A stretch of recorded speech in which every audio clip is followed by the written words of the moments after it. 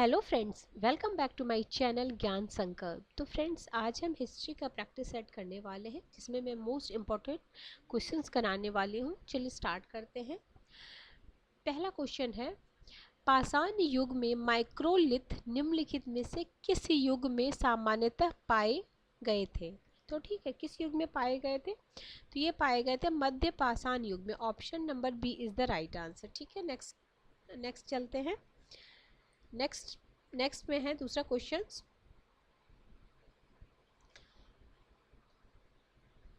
दूसरा क्वेश्चन है आपका, निम्नलिखित में से कौन सा उपकरण प्राचीन भारत के एक उपकरण परंपरा से नहीं जुड़ा हुआ है? ठीक है, क्या क्या? मोस्टेरियन है, अचूलियन है, ओल्डोवान है और ग्रोसियस है। इसका राइट आंसर हो जाएगा ऑप्शन नंबर डी, ग्रोसियस। अगला है, भारतीय स्थल पर गड्ढे खोदने के साक्ष्य निम्नलिखित में से किस प्राचीन स्थल से पाए गए हैं? तो किस प्राचीन स्थल से? तो बुर्जहोम और रंगपुर। ठीक है, रंगपुर। नेक्स्ट क्वेश्चन है क्वेश्चन नंबर 4, प्राचीन भारत की जोरवे संस्कृति निम्नलिखित राज्यों में से किस स्थान के नाम पर ही नामित की गई है? तो ये नामित की गई है महाराष्ट्र। Option number D.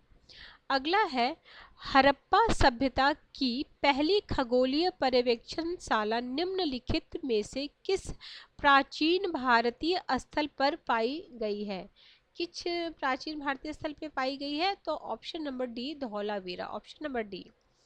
अगला है क्वेश्चन नंबर 6, सिंधु घाटी सभ्यता का उद्घाटन अभी तक नहीं किया गया। निम्नलिखित कारणों पर विचार करें।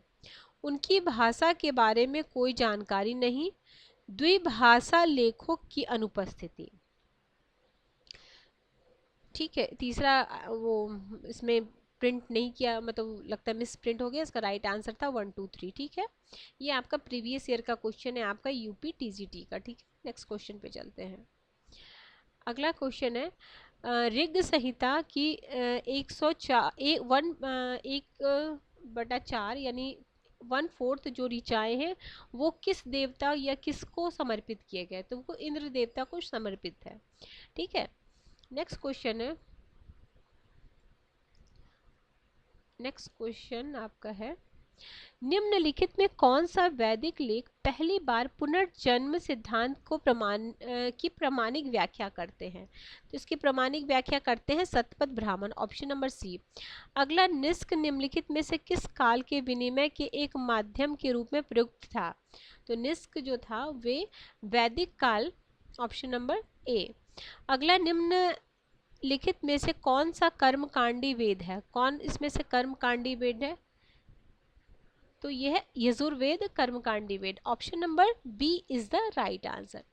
नेक्स्ट क्वेश्चन है, तमसुर मां ज्योतिर्गमय हमें अंधकार से प्रकाश की ओर ले चलो, यह निम्नलिखित में से किस उपनिषद में आता है? तो ये आता है आपका बृहदांग उपनिषद। नेक्स्ट क्वेश्चन है क्वेश्चन नंबर 12, जैन धर्म में एक पृथक संप्रदाय के रूप में श्वेतांबर की स्थापना परिणत हुई है। तो कहाँ परिणत हुई है? इसमें से कहीं नहीं होगा क्योंकि ये पाटलिपुत्र में हुआ था। तो इसका राइट आंसर इनमें से कोई नहीं, ये क्वेश्चन एलिमिनेट किया गया था। नेक्स्ट क्वेश्चन पे चलते हैं। ठीक है, देखिए जो चतुर्थ शताब्दी ईसा पूर्व में प्रथम जैन सभा का आयोजन मगध की राजधानी पाटलिपुत्र में स्थूलभद्र की अध्यक्षता में संपन्न हुआ। इस सभा में श्वेतांबर एवं दिगंबर नामक दो संप्रदाय में जैन धर्म का विभाजन हुआ। स्थूलभद्र के अनुयायी श्वेतांबर तथा भद्रबाहु के अनुयायी दिगंबर कहलाए। अतः इसका सही उत्तर पाटलिपुत्र होगा, जो ऑप्शन में नहीं दिया गया है। निम्नलिखित में कौन सा बौद्ध धर्म के विस्तार का प्रथम मूर्त साक्ष्य माना जाता है? तो ये माना जाता है अशोक का शिलालेख। नेक्स्ट क्वेश्चन है, केवल एक ही शिलालेख है जिसमें अशोक के कारारोपण के बारे में बात की गई है, वे कौन सा शिलालेख है? तो वो शिलालेख है आपका रुमनदेही शिलालेख। Option number C. अगला क्वेश्चन है, निम्नलिखित में कौन सा कार्य अशोक द्वारा नियुक्त रजुक निष्पादित करते थे? ठीक है, ऑप्शन देख लेते हैं हम। राजस्व कार्य, न्यायिक कार्य, धार्मिक कार्य और सैन्य कार्य। तो इसका जो राइट आंसर हो जाएगा न्यायिक कार्य। Option number B. Pushyamitra Shunga के बाद शासक कौन था? पुष्यमित्र शुंग के बाद कौन था शासक? Agnimitra. Option number A is the right answer. Next question पे चलते हैं। क्वेश्चन नंबर 17, निम्नलिखित में से किसने सीलोन के बौद्ध राजा मेघवर्मन को बोध गया में बिहार बनाने की अनुमति दी थी? तो किसने दी थी? तो वो दी थी समुद्रगुप्त ने। Option number B is the right answer. Next question है, निम्नलिखित में कौन सा ईसा पूर्व युग में प्राचीन भारतीय इतिहास की एक घटना नहीं है? तो ये नहीं है चतुर्थ बौद्ध संगति। Option number C. प्रशस्ति का अर्थ क्या होता है? तो प्रशस्ति का अर्थ होता है राजा की स्तुति। अगला है, इसमें से कौन सा सही युग्म कौन सा सही युग्म नहीं है? ठीक है, यानी 3 सही है, 1 सही नहीं है, वही पूछा जा रहा है आपसे। तो देखिए, एलोरा राजकोट ठीक है, महाबलम पल्लव खजुराहो चंदेल ठीक है, एलिफेंटा ये आपका रॉन्ग आंसर हो गया। ऑप्शन नंबर क्या है? डी। एलिफेंटा की गुफा मौर्य से संबंधित नहीं बल्कि राष्ट्रकूटों से संबंधित है। ठीक है, राष्ट्रकूट से संबंधित है। नेक्स्ट क्वेश्चन पे चलते हैं। निम्नलिखित में कौन सी संभवतः भारत में प्रयोग की जाने वाली प्रथम धातु थी? तो भारत में प्रयोग की जाने वाली पहली धातु थी आपकी option number B is the right answer. ठीक है, पहली धातु क्या थी? ये तांबा। नेक्स्ट क्वेश्चन है क्वेश्चन नंबर 22, प्राचीन भारतीय लेखों के अनुसार निम्नलिखित में कौन सी 2 नदियों के बीच की भूमि को ब्रह्मव्रत कहलाता है? कौन सी जो 2 भूमि है वो ब्रह्मव्रत कहलाता है? तो वे है सरस्वती नदी और द्विशुद्ध नदी। Option number A is the right answer. अगला है, निम्नलिखित में से क्या ईसा की प्रथम सदी के आसपास विकसित मथुरा कला शैली में मूर्त कला के लिए प्रयुक्त होता है? देखिए, कौन सा संगमरमर है, स्लेट पत्थर है, ग्रेनाइट है और लाल बलुआ पत्थर है। तो इसका जो राइट आंसर हो जाएगा लाल बलुआ पत्थर। Option number D is the right answer. Next question है क्वेश्चन नंबर 24, निम्नलिखित पर विचार करें। ठीक है, नालंदा विश्वविद्यालय और विक्रमशिला विश्वविद्यालय दोनों पाल वंश के दौरान विकसित हुए। ठीक है, दूसरा क्वेश्चन है दूसरा है नालंदा विश्वविद्यालय और विक्रमशिला विश्वविद्यालय दोनों खिलजी द्वारा नष्ट किया गया। तो इसमें आपको बताना है कि कौन सा कथन सही है। तो सिर्फ सत्य कथन बताना, तो सिर्फ ये वाला कथन सत्य है, यहाँ खिलजी के द्वारा नहीं, दोनों खिलजी के द्वारा नहीं हुआ था। तो ये हो जाएगा ऑप्शन नंबर ए। तो देखिए, गुप्त वंश के शासक कुमार गुप्त के शासन काल में नालंदा विश्वविद्यालय की स्थापना हुई। नालंदा विश्वविद्यालय को ऑक्सफोर्ड महायान बौद्ध भी कहा जाता है। धर्मपाल एक उत्साही बौद्ध था जिसने बिहार में विक्रमशिला विश्वविद्यालय की स्थापना तथा नालंदा विश्वविद्यालय विक्रमशिला की देखिए, नालंदा विश्वविद्यालय और विक्रमशिला विश्वविद्यालय खिलजी द्वारा नहीं बल्कि इन्हें कुतुबुद्दीन ऐबक के सेनापति बख्तियार मोहम्मद खिलजी के द्वारा नष्ट किया गया था। तो इसलिए केवल एक ही होगा।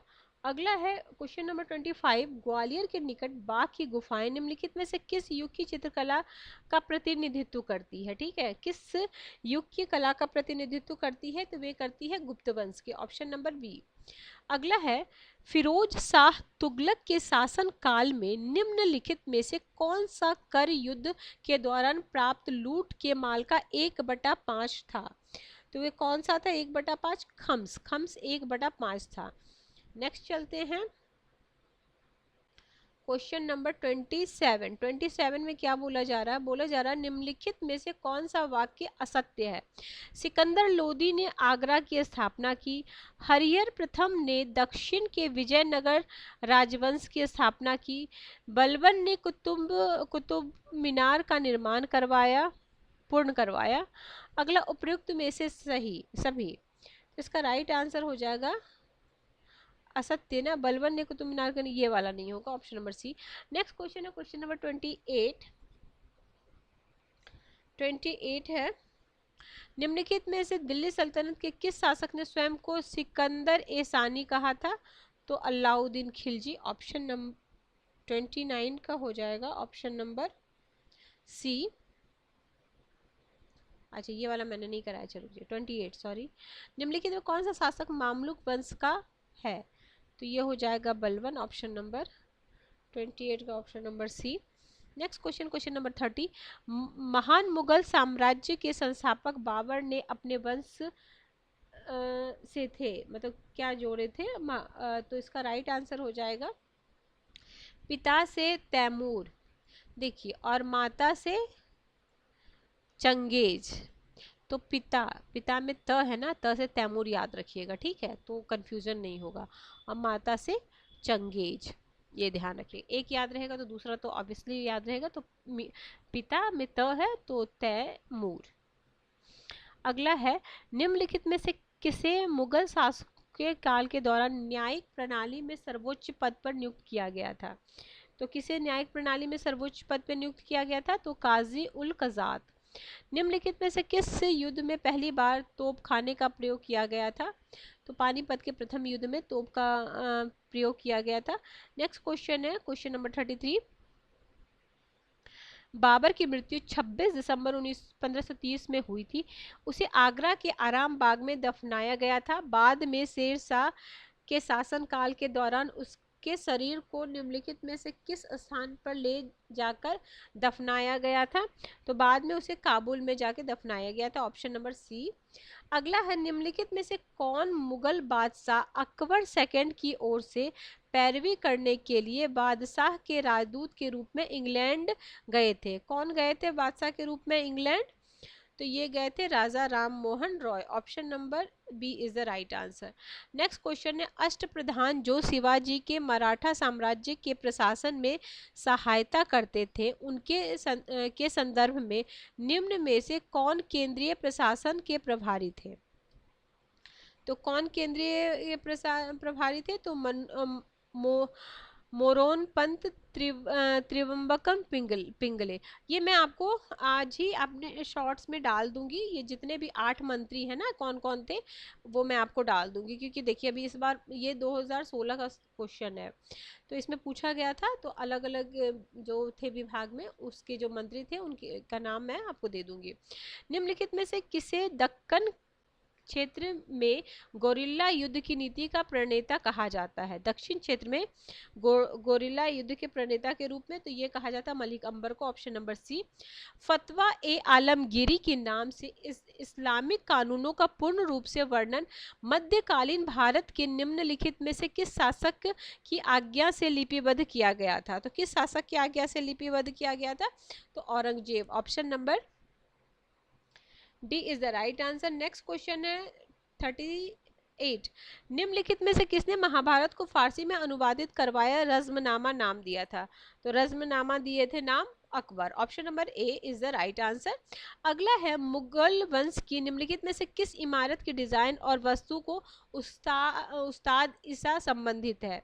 तो किससे उस्ताद ईसा संबंधित है? तो ऑप्शन नंबर ए ताजमहल।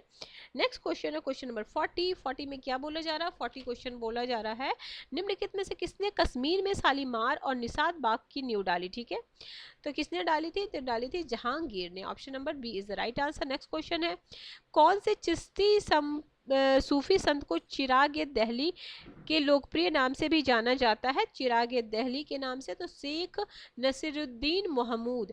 अगला है, निम्नलिखित में से किसने वर्ष 1613 में सूरत में अंग्रेजों द्वारा कारखाना स्थापित करने के लिए फरमान जारी करने हेतु जहांगीर को प्रभावित किया गया था? तो ये किया गया था अंग्रेजों द्वारा पुर्तगालियों के नौसैनिक स्क्वाड्रन की हार, ऑप्शन नंबर डी। 42 का हो जाएगा ऑप्शन नंबर डी। तो 6 फरवरी 1613 को जहांगीर की ओर से जारी एक शाही आदेश द्वारा अंग्रेज को सूरत के व्यापारिक कोठी स्थापित करने तथा मुगल राज दरबार में एक एलची रखने की अनुमति प्राप्त हो गई। जहांगीर ने ऐसा इसलिए किया क्योंकि वह अंग्रेज द्वारा पुर्तगाल के नौसैनिक स्क्वाड की हार से प्रभावित था। अगला है क्वेश्चन नंबर 43। इब्न बतूता प्रसिद्ध मुस्लिम अन्वेषक जो मोहम्मद बिन तुगलक के शासन काल में भारत आया, वह किस देश से था? तो Morocco, option number B. Ahmad Shah Abdali ने निम्नलिखित में से किस मुगल शासक के शासन काल में सर्वप्रथम भारत पर आक्रमण किया? तो सर्वप्रथम भारत पर आक्रमण किया था Mohammad Shah, option number A. अगला है निम्नलिखित में से किसके लिए शेरशाह सूरी को नहीं जाना जाता है? किसके लिए शेरशाह सूरी को नहीं जाना जाता है? तो नहरों की सिंचाई और प्रणाली के लिए नहीं जाना जाता। और किसके लिए जाना जाता है ये जानना जरूरी है आपके लिए। नगरीय प्रशासन की नगरीय प्रशासन की प्रणाली का संगठन, पहला रुपया जारी और 20वीं शताब्दी तक प्रयोग रहा। शेरशाह सूरी द्वारा शुरू किया गया, सभी शेरशाह सूरी द्वारा शुरू, तो ये वाला गलत है, ऑप्शन सी। अगला है 1556 में दिल्ली को खोने वाला हिंदू शासक कौन था? तो वो शासक था Hemu, option number B is the right answer. 47 British काल के दौरान भारत का शीर्ष न्यायालय निम्नलिखित में से कौन कहलाता था? तो 47 में शीर्ष न्यायालय क्या कहलाता है? Privy council, option number C is the right answer. Next question है निम्नलिखित में से किसने भारतीय विश्वविद्यालय में धार्मिक शिक्षा के लिए प्रबलता से वकालत की थी? तो भारतीय किसने धार्मिक शिक्षा के लिए प्रबलता से? तो ये थे Swami Vivekananda, option number B is the right answer. Next question है आपका क्वेश्चन नंबर 49 में क्या है? 3 फरवरी 1882 में भारत की ब्रिटिश सरकार ने शिक्षा की मौजूदा प्रणाली के कार्यशैली की जांच एवं उसके लोकप्रिय आधार पर विस्तार के लिए एक भारतीय शिक्षा आयोग की नियुक्ति की। निम्नलिखित में से कौन उस आयोग का अध्यक्ष था? तो उसका अध्यक्ष थे डब्ल्यू हंटर, ठीक है। नेक्स्ट क्वेश्चन, क्वेश्चन नंबर 50 में 50 है निम्नलिखित में से किस मामले में वी.डी. सावरकर को वर्ष 1911 में अंडमान निकोबार द्वीप समूह की कुविख्यात सेलुलर जेल में आजीवन भेजने की सजा दी गई थी? तो वो नासिक षड्यंत्र केस के कारण। सत्य शोधक समाज की स्थापना किसने की? तो इसकी स्थापना किए थे ज्योतिबा फुले ने, ऑप्शन नंबर सी। मैच करना है प्रथा का उन्मूलन, विधवा पुनर्विवाह, कन्या भ्रूण हत्या, दास प्रथा का उन्मूलन। तो 52 का राइट आंसर हो जाएगा option number C, option number C. तो सी में क्या है, मैच कीजिए आप। ए का 3, बी में है आपका विधवा पुनर्विवाह तो 4, सॉरी 84। यंग बंगाल आंदोलन के पीछे प्रेरक कौन था? यंग बंगाल, तो ये हो जाएगा हेनरी विवियन डेरोजियो। अगला निम्नलिखित में से किसने 1909 में lieutenant colonel sir William Curzon Wyllie पर भारतीय स्वतंत्रता आंदोलन में क्रांति के प्रथम कार्य के रूप में आक्रमण किया था? तो 54 का क्या है राइट आंसर? ये किए थे मदन लाल ढींगरा। नेक्स्ट क्वेश्चन है, CR दास की मृत्यु के बाद स्वराज पार्टी का दल में विभाजन हो गया और प्रतिक्रियावादी दल ने डैश ब्रिटिश सरकार के साथ सहयोग करके हिंदू हितों की रक्षा की, ऑप्शन नंबर ए। अगला 56 स्वराज भारत के राजनीतिक प्रयासों का लक्ष्य था, यह दादा भाई नौरोजी द्वारा कब घोषित किया गया था? तो ये जो घोषित किया था कलकत्ता सत्र 1906 में। नेक्स्ट क्वेश्चन है, गदर आंदोलन के शुरुआत होने का सबसे महत्वपूर्ण कारण था? तो सबसे महत्वपूर्ण कारण था कामागाटूर घटना। नेक्स्ट क्वेश्चन है, इस क्रम को हमें सही लगाना है। रॉलेट एक्ट है, गांधी इरविन समझौता, मार्ले मिंटो है और इल्बर्ट विल है, ठीक है। इसको मैच कीजिए, वो क्रम में लगाइए 58 का। इसका राइट आंसर हो जाएगा ये, पहले हो जाएगा इल्बर्ट विल, फिर क्या है सही क्रम में लगाना, 1919 हो गया, फिर है मार्ले मिंटो 1909, तो चौथा तीसरा फिर है पहला, फिर ये, ठीक है। नेक्स्ट क्वेश्चन पे चलते हैं। उर्दू कवि जो द्वितीय और तृतीय गोलमेज सम्मेलन दोनों में प्रतिनिधि किए थे, तो ये थे आपके Mohammad Iqbal, option number B is the right answer. Question number 60, मकबरों की अष्टभुजाकार आकृति मध्यकालीन भारत निम्नलिखित में से किस वंश की विशेषता है? तो ये है आपका लोधी। भारतीय राष्ट्रीय कांग्रेस की पहली महिला अध्यक्ष कौन थी? तो पहली महिला अध्यक्ष थी Annie Besant, option number D. निम्नलिखित में से किस सत्र में 1916 में पृथक निर्वाचन क्षेत्र की स्वीकृति से अंग्रेज द्वारा मुस्लिम लीग को रियायत दी गई? तो ये दी गई थी आपके लखनऊ अधिवेशन 1916 में, लखनऊ में एडमिशन हुआ। क्वेश्चन नंबर 63, रैयतवारी व्यवस्था जो ब्रिटिश भारत के कुछ भागों में की गई थी, कृषि भूमि कृषकों के से राजस्व एकत्र करने के लिए दो मुख्य प्रणालियां, इनमें से कौन थी? एक मूल रूप से, तो ये थे आपका शेरशाह सूरी। ठीक है, ये फ्रेंड्स हमने 63 questions most important most expected history का किया है, जो आगामी एग्जाम में आपको काफ़ी हेल्प करेगा। तो वीडियो पसंद आई तो प्लीज़ लाइक ज़रूर करें और चैनल को सब्सक्राइब कर लें। चलिए मिलते हैं हम नेक्स्ट वीडियो में। Till then bye bye, keep watching and keep sharing.